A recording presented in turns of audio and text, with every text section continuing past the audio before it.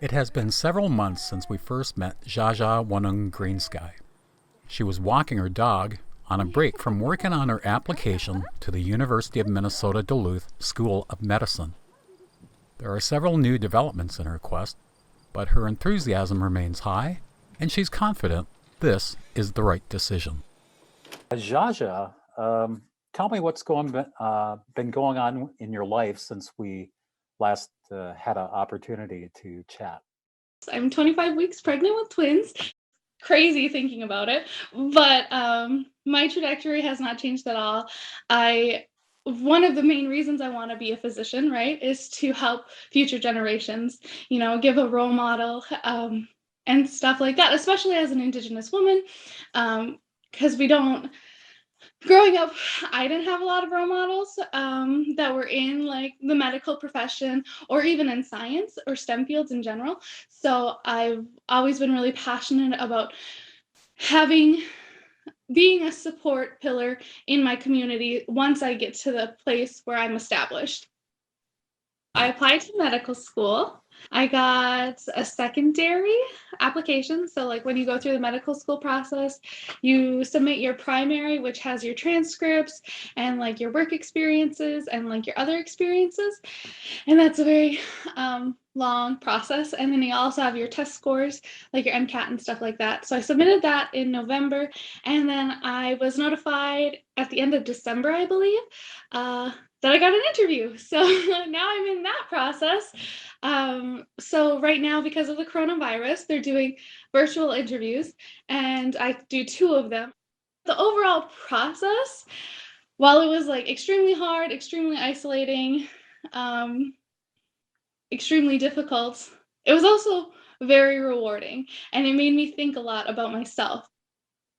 Even though it was really isolating, I relied a lot on my internal narrative and in my internal beliefs on, I think the creator put me on this earth to help my community and to fill this position. Zhaa Zhaa's experience may be typical of students applying to the UMD School of Medicine during a global pandemic. And for those already in medical school, the pandemic disrupted an already busy time. It was definitely a whirlwind. I feel like I've blinked a couple times and all of a sudden my preclinical education is almost over. I think it was just a lot of learning to manage the material. That was the biggest thing my first year. And it definitely was just a good experience having the amount of Native students here starting first year with me. So we had like a really good support system, and Dr. Owen is great, helping us in every way that she can. So I would say that the adjustment went pretty well. I think that I came into medical school with my eyes wide open. The biggest thing was just figuring out how to strategize and use time management, because it really honestly is so much material that if you could spend your whole life going crazy trying to memorize every single fact, but you really have to learn how to balance just your study time and really taking care of yourself. Medical school was always just kind of my big goal from, I don't know, I feel like as long as I can remember as a kid, I just really respected doctors and wanted to be that smart, I guess.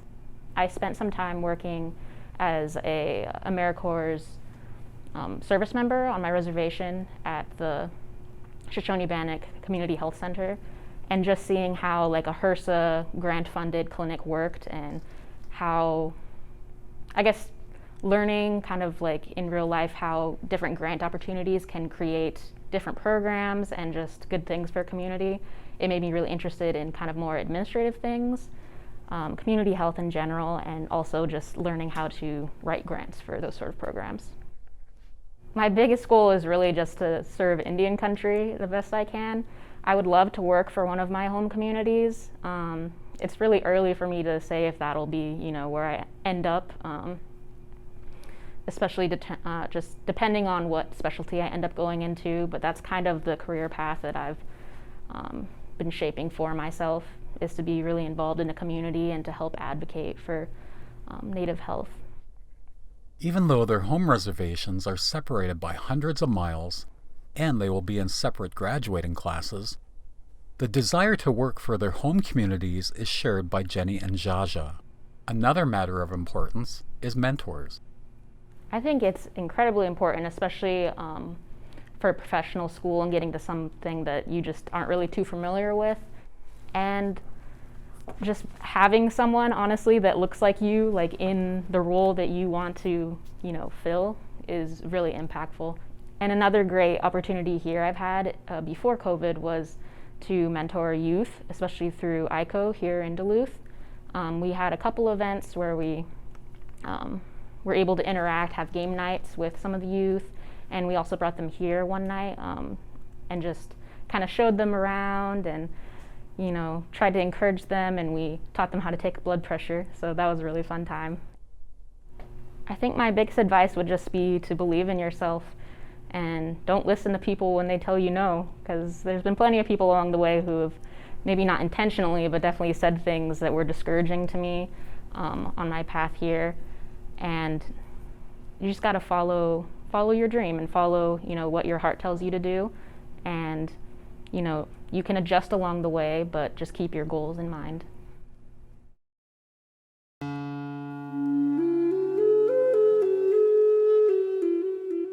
Yeah, so last night I got a phone call from the UMD admissions, and they informed me that I got accepted. So I will be starting medical school this fall.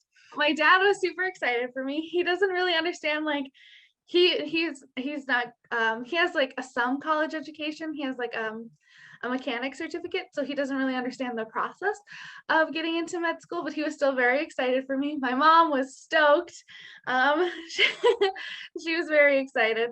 My significant other could hear me, and he immediately started screaming so loud, and like he was like running around, getting my dogs all kinds of wild, and I had to like remain professional on the phone. I picked UMD very strategically because I have such a good support system in this area. The plan is that my mom is actually going to move in with us during when school starts. And then she is going to be like the caretaker for the kids when I'm at school, because she's retired. And I'm very, very thankful and fortunate that she's able to do that. And then, I'm just going to study really hard, I guess.